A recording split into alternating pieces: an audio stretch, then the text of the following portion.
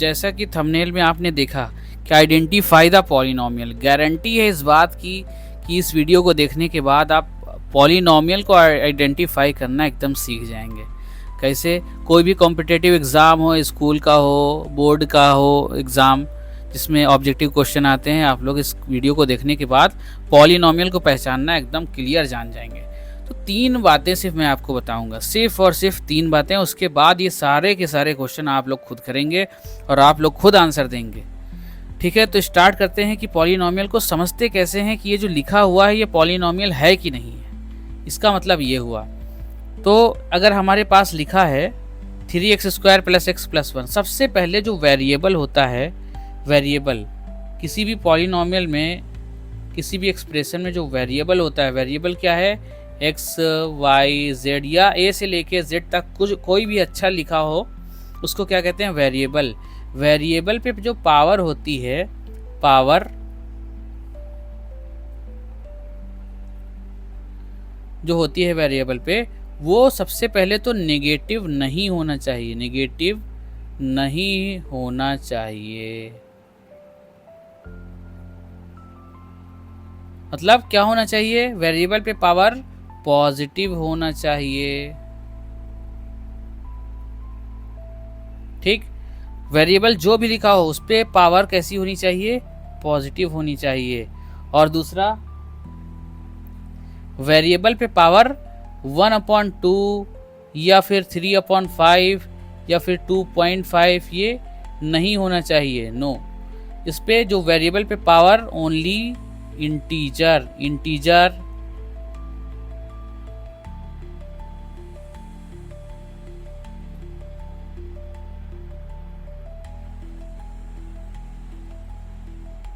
Only integer, जो variable पे power होनी चाहिए वो पूरा का पूरा नंबर होना चाहिए। जैसे कि 1, 2, 5, 6 पूरा का पूरा नंबर होना चाहिए। उसमें साढ़े वाला मतलब पॉइंट वाला कोई हिसाब ना हो, अपॉन वाला कोई हिसाब ना हो।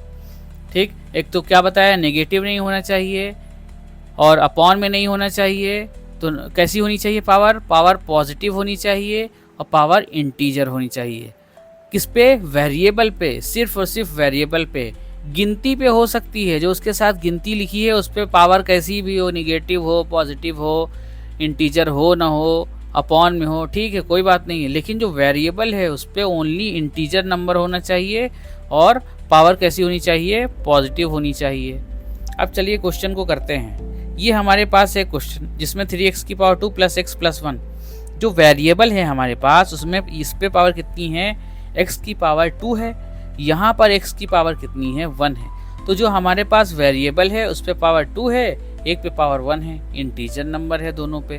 देखो 1, 2, 5 से मतलब इंटीजर नंबर है, पूरा का पूरा नंबर है, नेगेटिव नहीं है, अंडर रूट में नहीं है।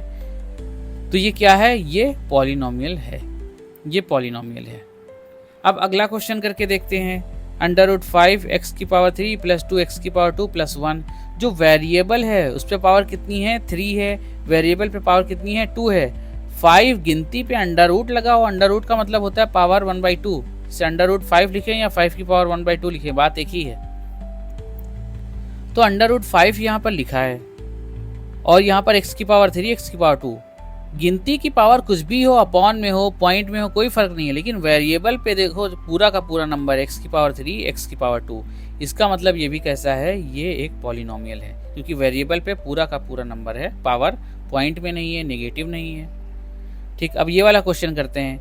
√2 x पे पावर, वेरिएबल पे पावर कितनी लगी है? 1 लगी है। ये गिनती अंडर रूट में हो कोई फर्क नहीं, गिनती अंडर रूट में हो कोई फर्क नहीं, गिनती पे नेगेटिव पावर हो कोई फर्क नहीं। लेकिन यहाँ पर देखिए √x लिखा है।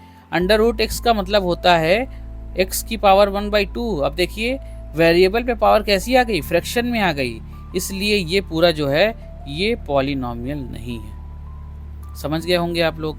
अब अगला वाला देखते हैं, x³ - 3x³।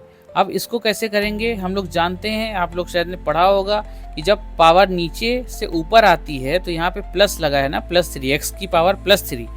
जब इसको ऊपर लाएंगे हम लोग, डिनोमिनेटर से न्यूमरेटर में लाएंगे, तो पावर का साइन चेंज हो जाता है।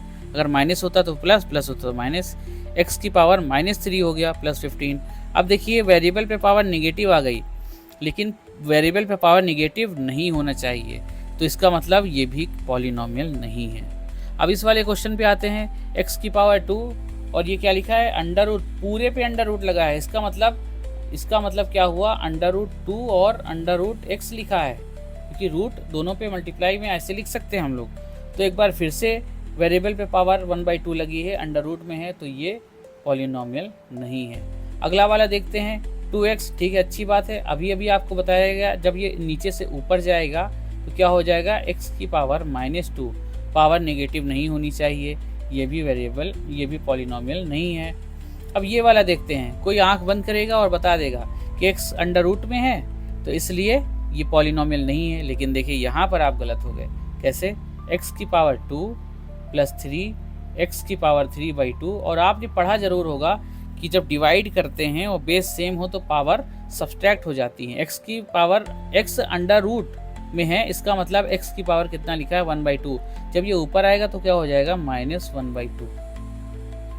ठीक, तो अब सॉल्व करते हैं इसको, देखते हैं x की पावर 2 + 3, x की पावर देखिए बेस से मतलब डिनोमिनेटर सेम, 3 - 1 कितना हो गया, 2/2, 2 से 2 कैंसिल हो गया।